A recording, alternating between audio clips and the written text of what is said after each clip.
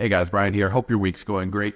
In this video, we are going to look at the gold market and the market for cash, T-bills, right? We've been bullish on both these markets. We're still bullish on both, and I've got a couple charts to kind of explain our stance here. Stay with me.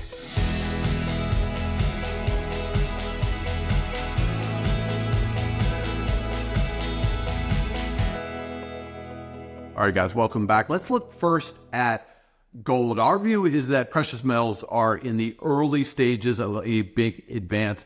This chart shows how we're labeling the move in gold futures back through 2016. In my view, the bottom graph is actually more important. It's open interest. So we're just looking at the number of outstanding contracts that haven't been closed yet.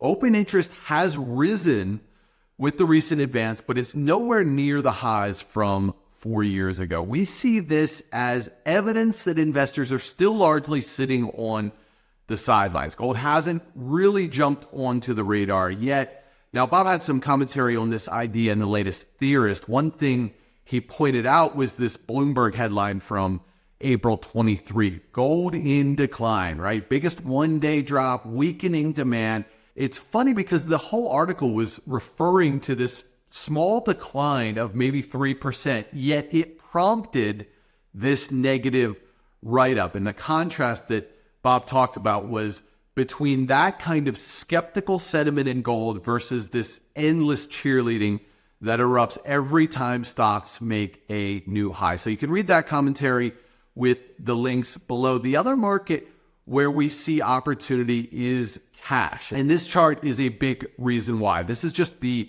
3-month yield in T-bills, and we're dividing it by the dividend yield in the S&P. So it's what stocks are paying in dividends essentially versus what T-bills are paying. As of May 3, T-bills yielded more than 3.5 times the S&P yield.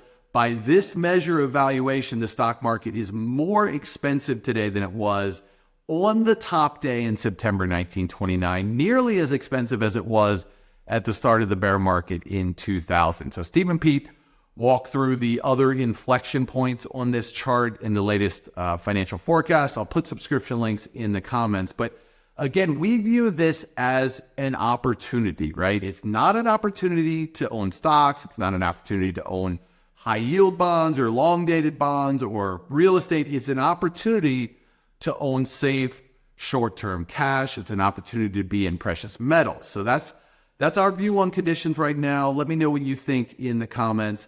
Thanks for watching. Thanks for reading. And I will see you in the next video.